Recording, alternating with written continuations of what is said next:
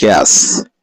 Mambo vipi mwanafamilia wa Mapro Updates, karibu sana katika channel yako pendwa hii ya Mapro Updates, lakini pia hii ni kona ya kimichezo ambapo tunapata nafasi ya kujadili mengi makubwa ambayo yamejiri katika upande mzima wa kimichezo. Kabla ya kuendelea mbele, nikukumbusha mwanafamilia mpya ambaye bado haujaungana nasi kubonyeza neno subscribe chini video hii, kisha bonyeza alama ya kengele ili usipitwe na taarifa zote muhimu ambazo zitakuwa zikiwekwa hapa kupitia channel yako pendwa ya Mapro Updates. Yes, katika kona ya kimichezo nina mengi kwelikweli, lakini hapa nitakwenda kwa haraka kuangazia kile ambacho kinaendelea katika upande mzima wa usajili, na hapa nitakupa orodha ya wachezaji nguli kwelikweli ambao tayari Young Africans wameweza kuwasajili na wanakwenda kuwapa matokeo mazuri ama kuwapa faida kubwa sana kwa msimu mpya wa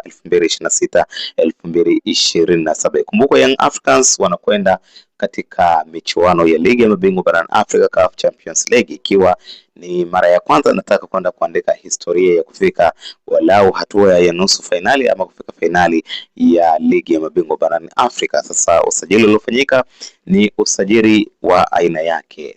Tumeona ujio wa Albert Kangwanda ambaye ni mmoja kati ya attacking midfielders wa hatari, lakini pia anacheza kama right winger. Ni mchezaji ambaye ana sifa ya kuwa na mpira kwa muda mrefu, lakini pia ana kasi ya ajabu na ana uwezo wa kupiga zile penetration pass ambazo zinasababisha pia kupatikana kwa magoli. So Albert Kangwanda ni mmoja kati ya wachezaji ambao tayari Young Africans wamewasajili wakiwa na ubora mkubwa. Lakini mchezaji mwingine ni Sheikh Ibrahima Traore, ambaye huyu ni mchezaji ambaye ana experience kubwa sana na amecheza timu kubwa duniani, na mara ya mwisho aliweza pia kucheza katika ligi ya Saudi Arabia kwa maana Saudi Pro League. Kwa hiyo ni mchezaji ambaye anakwenda kuongeza nguvu katika eneo la ushambuliaji, na huyu ni mmoja kati ya wale tunasema ni top strikers ambao ni wazuri kwelikweli. Sheikh Ibrahim nimeona katika klabu zake nyingi amekuwa na uwezo mkubwa wa kufunga magoli na katika nafasi au position tofauti.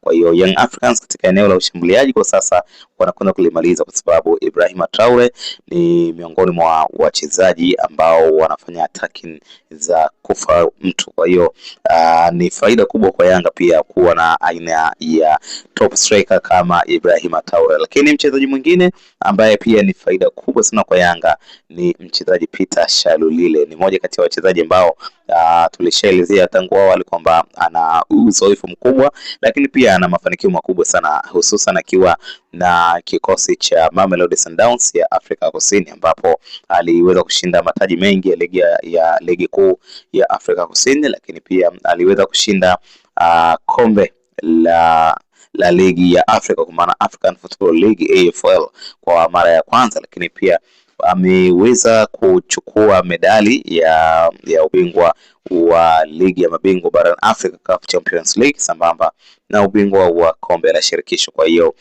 uwepo wa Peter Shalulile ndani ya kikosi cha Yanga ni faida kubwa, kwa sababu tayari amepata mchezaji ambaye ana uzoefu mkubwa, mchezaji ambaye ana jina kubwa, lakini pia ni mchezaji ambaye ana fan base kubwa sana, si tu kwa Tanzania, ni Afrika mzima. Kwa hiyo Peter Shalulile pia ameongezwa kama sehemu ya eneo la ushambuliaji kwa kikosi cha Yanga kipya.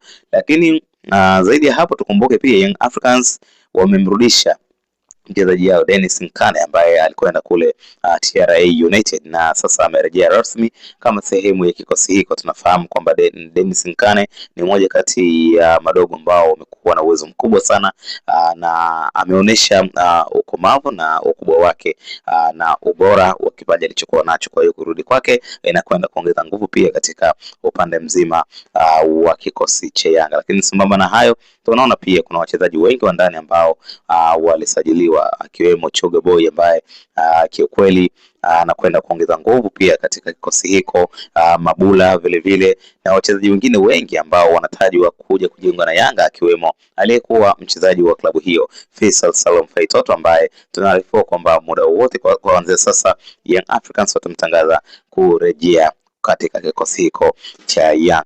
Kwa jumla na usajili huo kuwapa faida kubwa sana Young Africans, lakini pia unakwenda kuonesha competition katika upande mzima wa ligi ya mabingwa barani Africa CAF Champions League. Ni hayo tu nitaka nikueleza mwanafamilia wa Mapro Updates. So, nikimwoneka kwenye comment section, usahau kubonyeza neno subscribe, like na kushare video zetu. Asante na kwa heri, tukutane next video.